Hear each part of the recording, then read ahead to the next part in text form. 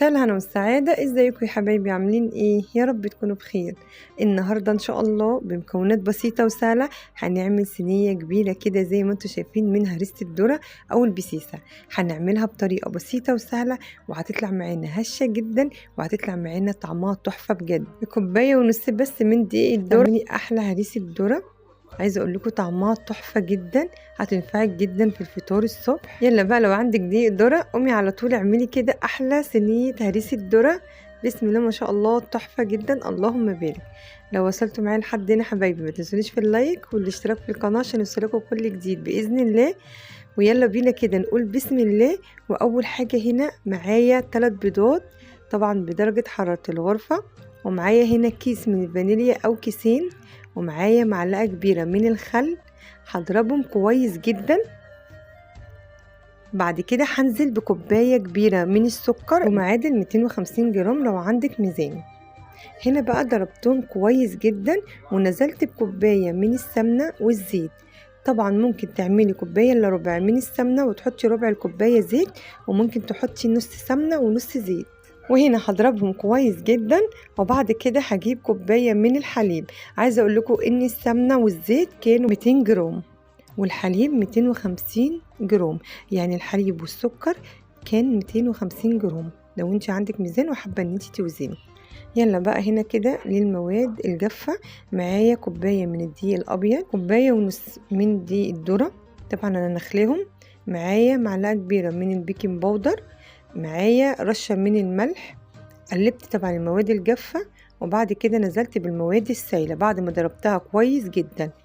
هنا بقى هنضربه كده ضربة حلوة، يعني هي مش كيكة. لو احنا قلبناها بسباتشولا عادي جدا، مش لازم طبعا مضرب ولا اي حاجة، بس طبعا عشان المضرب جنبي فقلت اعمل بيه. هنا بقى الصينية انا حاطه لها بس حبة كده من الزيت، ويدوبك بس مسحتها بالفرشة، ولا لازم دقيق ولا اي حاجة. ضربت كويس جدا وبعد كده حطيت بقى كده كل المواد السائله في قلب الصينيه بالمنظر ده. وانا بقى بشتغل في هريسه الذره ولعت الفرن على درجه حراره 180، بتتحط في الرف الاوسط بعد 25 دقيقة. شوفيها لو لقيتيها استوت ولعي لها الشواية. طبعا لو كانت لسه ما استوتش بلاش تولعي الشواية، انا بولع الشواية مجرد ما الاقي هرسة الذرة علت معايا ومن الجناب كده جابت لون.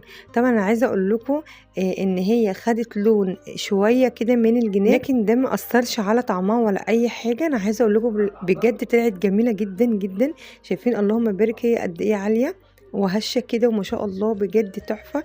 طبعا هريسه الذره من الحاجات الجميله اللي امهاتنا زمان كانوا بيعملوها وبيحبوها جدا جدا، يعني بجد كمان كانت احلى من الكيكه.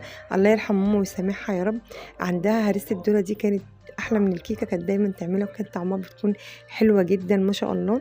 لو حابه تعمليها بالبرتقال اعمليها. انا بصراحه ما كانش متوفر عندي البرتقال، وكمان حبيت ان انا اعملها ساده لاني انا كنت عاملاها معاكم قبل كده، كنت عاملاها بالبرتقال. شايفينها من جوه عامله ازاي؟ والله تحفه، طعمها حلو جدا جدا.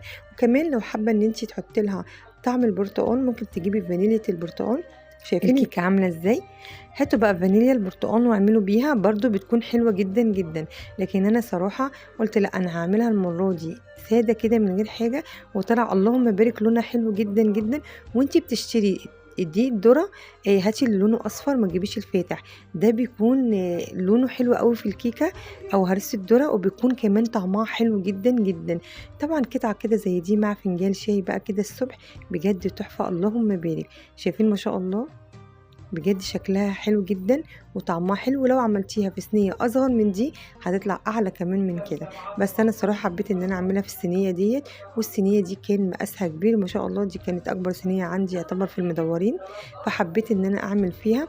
وقلت بدل ما تطلع عاليه قوي لا خليها كده تطلع ايه يعني وسط، اللي هو ما شاء الله زي ما انتم شايفين كده حجمها حلو جدا جدا. يعني ما شاء الله كل واحد كده ياخد له قطعه زي دي، اللهم بارك بألف هنا وشفا، بجد هتبقى تحفة جدا. وعايزه اقول لكم اللي في الحروف دي باينه في الكاميرا ان هي لونها مغمق شويه، لكن هي على الحقيقه والله للامانه ما كانتش يعني محروقه لا قدر الله، لا هي كان لونها اللون اللي هو ايه البني الغامق شويه، بس دي ما اثرش على طعمها. خلي بالك ده بيبقى عيب من الفرن. انا مش عارفه يعني، حسيت المره دي ان الفرن عندي ما كانش متظبط بصراحه. احنا بنعمل الحاجه مع بعض وبتطلع ما شاء الله مية مية، لكن المره دي فعلا لما عملت الكيكه في حاجه عندي في الفرن مش مظبوطه، فطبعا هي اللي خلت الحروف عملت كده، لكن والله ما اثرتش على طعمها وكان طعمها تحفه جدا. جربوا الطريقه دي وهتطلع معاكم احلى هريسه ذره. ولو وصلتوا معايا لحد هنا حبايبي، متنسونيش في اللايك والاشتراك في القناه عشان يوصلكوا كل جديد باذن الله. وده بيكون فيديو النهارده، فيديو سهل وبسيط. يا رب فيديو النهارده يعجبكم. اشوفكم في فيديو جديد ووصفه جديده، والسلام عليكم ورحمه الله وبركاته.